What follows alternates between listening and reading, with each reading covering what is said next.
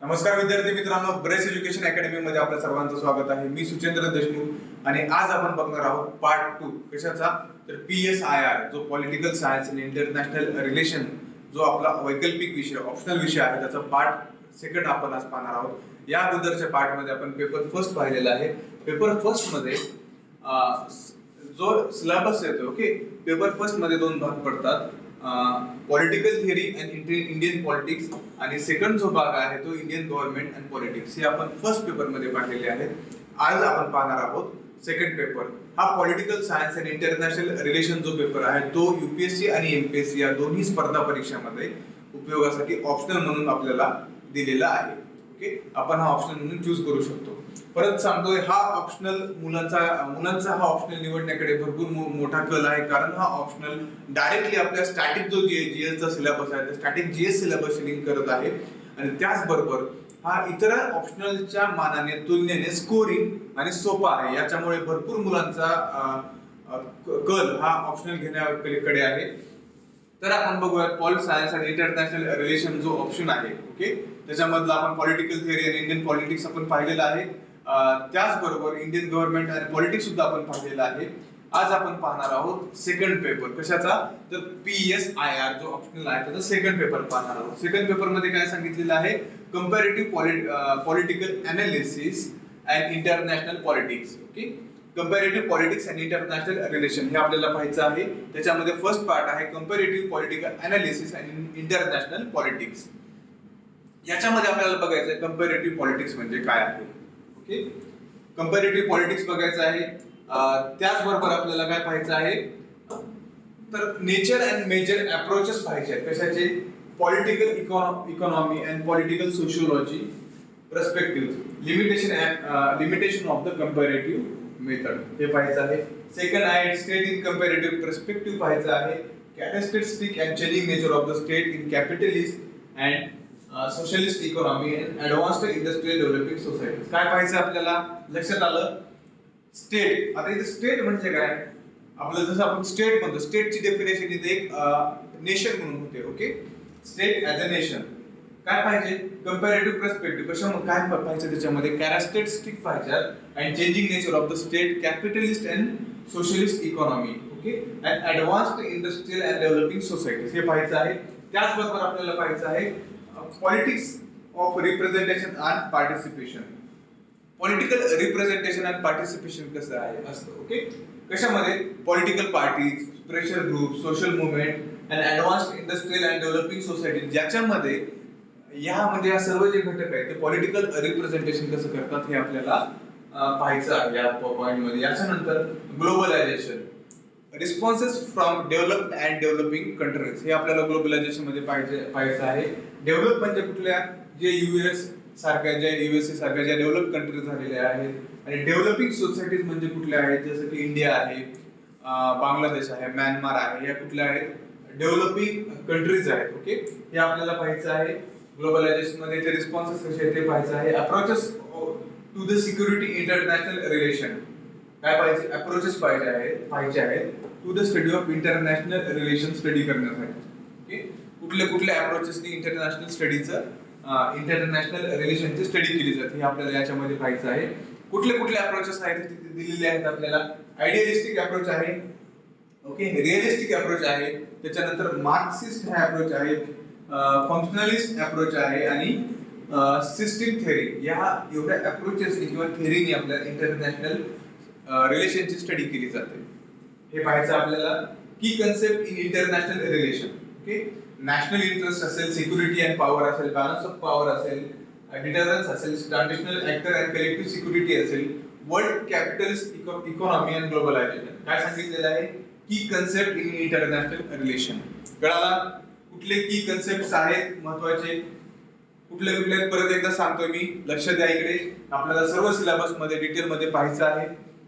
National interest, security and power हा concept आहे. त्याच्यानंतर balance of power and deterrence, transitional actors and collective security, world capitalist economy and globalisation, changing international political order हा next आपला point आहे.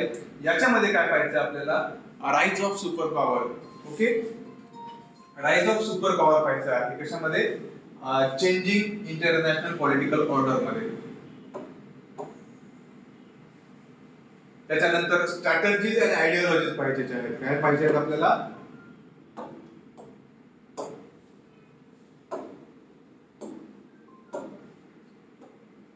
Rise of super power, strategies and ideological bipolarity. आता इथे काय world कसं आहे आपलं? बायपोलर का युनिपोलर? युनिपोलर म्हणजे एकच फक्त महासत्ता वर्ल्ड मध्ये असेल. बायपोलर म्हणजे वर्ल्ड हे दोन महासत्तेमध्ये डिवाइड केलेलं आहे, त्याला आपण बायपोलर असं म्हणतो. आपल्याला काय बघायचं आहे तर strategies and ideological bipolarity, arms race and cold war. Okay, arms race आहे, कोल्ड वॉर. कोल्ड वॉरचा फेज कधी होता? जेव्हा सेकंड वर्ल्ड वॉर झाल्याच्या नंतर ते डिसइंटिग्रेशन ऑफ रशिया होईपर्यंत कोल्ड वॉरचा फेज होता. ओके, त्याच्यानंतर न्यूक्लिअर ट्रीट, जे न्यूक्लिअर वेपन आहे त्याची ट्रीटी आहे बघा, त्याला काय म्हणतो आपण? CTBT. ओके, इंडियाने साइन केलेली आहे का? तर इंडियाने साइन केलेली नाही CTBT. ओके, न्यूक्लिअर ट्रीटी आपण डिटेल मध्ये सुद्धा पाहणार आहोत. त्याच्यानंतर नेक्स्ट आहे नॉन अलाइन मुवमेंट आणि एम्स अँड अचीवमेंट. आता नॉन अलाइन म्हणजे मुवमेंट कुठलं? आपण त्याला मराठीमध्ये म्हणतो अलिप्ततावाद धोरण. अलिप्ततावाद धोरण म्हणजे काय? जे नेहरूवियन पॉलिसीच्या मतानुसार नेहरूंनी जे आणलेलं धोरण आहे अलिप्ततावाद, म्हणजे आपण न्यूट्रल राहायचं नाही. कुठल्याही दोन देशामध्ये जर एखादं वाद असतील, ओके, किंवा काही भांडण तंटे चालू असतील किंवा कुठलाही एखादा इश्यू असेल इंटरनॅशनली, त्या इश्यू मध्ये आपण न्यूट्रल न राहता अलिप्ततावाद राहायचं. ओके, म्हणजे अलिप्त म्हणजे त्या इश्यू पासून आपण एखादा वोटिंग असेल तर त्याच्या अगेन्स्ट वोट करायचं नाही, त्याच्या फेवर मध्ये वोट करायचं नाही, त्याच्यापासून अलिप्त राहायचं. हा अलिप्ततावाद धोरण आहे कोणाचं? नेहरूचं. त्याच्यानंतर collapse of Soviet union. Soviet union collapse झाल्याच्या नंतर युनिपोलॅरिटी आणि अमेरिकन हेजेमोनी कशी तयार झालेली आहे. ओके, सोव्हिएत युनियन असताना बायपोलर वर्ल्ड होतं, त्याच्यानंतर परत युनिपोलर वर्ल्ड झालेलं आहे. आता परत आपलं वर्ल्ड हे बायपोलर वर्ल्ड झालेलं आहे. ओके, त्या दिशेने चाललेलं आहे, बायपोलॅरिटीच्या दिशेने. Relevance of non alignment in the contemporary world. परत आपले जे नॉन अलाइनमेंट मुवमेंट आहे इंडियाची, त्याचं कंटेम्पररी वर्ल्ड मध्ये रिलेव्हन्स कसं आहे हे आपल्याला बघायचं आहे. ओके, त्याच्यानंतर evolution of international economic system from Bretton Wood to WTO. Bretton वूडची स्थापना कधी झाली तर 1944 च्या सुमारास झालेली आहे. ते 1995 च्या नियर अबाउट 1995 च्या सुमारास WTO आलेलं आहे. आपल्याला काय बघायचं? Evolution of international economic system. Okay, बघायचंय कधीपासून? 44 पासून तर 95 पर्यंत. Okay, near about socialist economics and CMEA. CMEA म्हणजे काय आहे? Council for mutual economic assistance. हे बघायचं आहे. Third world demand for new international economic order, हे सुद्धा बघायचं आहे. आता थर्ड वर्ल्ड म्हणजे काय? आपलं फर्स्ट सेकंड वर्ल्ड असतं का, थर्ड वर्ल्ड असतं का, हे मुलांना बरेच माहिती नसतं. थर्ड वर्ल्ड म्हणजे डेव्हलपिंग कंट्रीज आहेत त्यांना आपण थर्ड वर्ल्ड, म्हणजे त्या अंडर डेव्हलप्ड कंट्रीज आहेत त्यांना आपण थर्ड वर्ल्ड असं म्हणतो. Okay, demand for new international economic order, globalisation of the world economy, हे पाहायचं आहे. त्याच्यानंतर युनायटेड नेशन्स, UN पाहायचं आहे.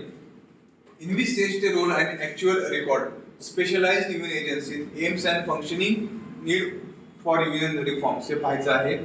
Regionalization of world politics. World politics मध्ये रिजनलायझेशन कसं झालेलं आहे? जसं की EU आहे, ही संघटना आहे, एशियन संघटना आहे, APEC आहे, आर्क नाही तर सार्क आहे. प्रिंट मिस्टेक झालेली आहे, सार्क आहे, SAARC. नाफ्ता आहे. ह्या ऑर्गनायझेशन कशा डेव्हलप झालेल्या आहेत?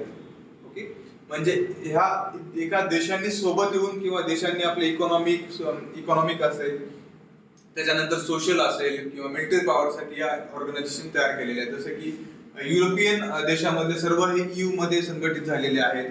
त्याच्यानंतर एशियन, साऊथ ईस्ट एशियन जे नेशन्स आहेत ते एशियन्स मध्ये आहेत. ओके, या प्रकारे हे ऑर्गनायझेशन तयार झालेले आहेत, म्हणजे एक देशांचा समुच्चय येऊन हे ऑर्गनायझेशन तयार केलेले आहेत. हे आपल्याला रिजनलायझेशन ऑफ वर्ल्ड पॉलिटिक्स मध्ये हे कसं झालेलं आहे हे पाहायचं आहे. त्याचप्रमाणे कंटेम्पररी ग्लोबल कन्सर्न्स बघायचे आहेत. डेमोक्रेसी, ओके, ह्युमन राईट्स म्हणजे काय, एन्व्हायरमेंट कसं आहे, जेंडर जस्टिस, टेररिझम कशाला म्हणतात, न्यूक्लिअर पॉलिफरेशन म्हणजे काय, हे आपल्याला या ठिकाणी अभ्यासायचं आहे. कशामध्ये? तर जो आपला PSIR जो ऑप्शनल सब्जेक्ट आहे त्याच्यामध्ये सेकंड जो पेपर आहे, सेकंड पेपर मधला फर्स्ट पार्ट मध्ये अभ्यासायचा आहे. आणि आता जो सेकंड पार्ट आहे इंडिया अँड वर्ल्ड, हे आपण बघूयात. ओके, फर्स्ट पार्ट मध्ये काही डाऊट नाही तुम्हाला? फर्स्ट पार्ट कळालेला आहे तुम्हाला सर्वांना? आपण आता सेकंड पार्ट बघणार आहोत. ओके, सेकंड पार्ट मध्ये काय? India and the world. त्याच्यामध्ये काय आहे? Indian foreign policy. Okay, okay, इंडियाची फॉरेन पॉलिसी पाहिजे आपल्याला. Determinants of the foreign policy, the institution of the foreign policy making ज्या आहेत, जसं की एक्सटर्नल अफेअर वगैरे ज्या इन्स्टिट्यूशन आहेत, अशा आणखी बऱ्याच इन्स्टिट्यूशन आहेत त्या पाहिजे आहेत. कंटिन्युटी अँड चेंजेस हे आपल्याला पाहिजे आहे कशामध्ये, इंडियन फॉरेन पॉलिसीमध्ये. त्याच्यानंतर नेक्स्ट आहे आपला कुठला बघतो आपण, पेपर सेकंड मधला पार्ट सेकंड बघत आहोत, इंडिया अँड वर्ल्ड. त्याच्यामध्ये नेक्स्ट आहे Indian contribution to the non alignment movement. Okay, जे नाम आहे त्याला आपण काय म्हणतो, NAM नाम असं म्हणतो, नॉन अलाइनमेंट मुवमेंट. त्याचं इंडियाचं कॉन्ट्रीब्युशन बघायचं आपल्याला, याचे डिफरंट फेजेस कुठले आहेत. ओके, या फेजेस स्टडी करायचे आहेत आणि करंट रोल काय आहे ते सुद्धा पाहायचं आहे आपल्याला.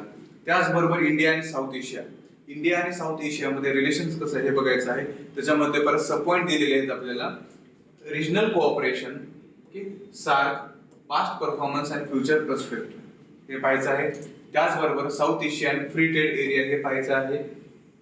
ओके, त्याच्यानंतर इंडियाची जी लुक ईस्ट पॉलिसी आहे त्या पॉलिसीवर सुद्धा आपल्याला फोकस करायचा आहे. आपल्याला लुक ईस्ट लुक वेस्ट जी पॉलिसी आहे त्या पॉलिसी आपल्याला माहिती हव्यात. त्याच्यानंतर impediments and regional cooperation, river water dispute आहेत हे पाहायचे आहेत. कशामध्ये, वेगवेगळ्या आपल्या ज्या सार्क मध्ये ज्या कंट्री असतील, ओके, त्याच्यामध्ये वेगवेगळे रिव्हर वॉटर डिस्प्यूट आहेत ते अभ्यासायचे आहेत. इलिगल क्रॉस बॉर्डर मायग्रेशन, हे बांगलादेशमध्ये इंडियामध्ये आता बॉर्डरी हे झालेलं आहे आपल्याला, तुम्हाला माहिती असेल. ओके, अमेंडमेंट ऍक्टनी. त्याच्यानंतर इथनिक कॉन्फ्लिक्ट्स अँड इन्सर्जन्सीज हे पाहायचं आहे. आणि बॉर्डर डिस्प्यूट जे आहेत आपल्या नेबरिंग कंट्रीज मध्ये आपल्याला हे सुद्धा इथं अभ्यासायचं आहे. त्याचबरोबर India and global south, okay, relation with Africa, Latin America, leadership role in demand for the NIEO and WTO negotiation हे सुद्धा पाहायचं. इंडियाचे रिलेशन्स आपल्याला पाहिजे कशासोबत, आफ्रिका सोबत पाहायचे आहेत, अमेरिका सोबत कसे आहेत तेही अभ्यासायचे आहे तिथे.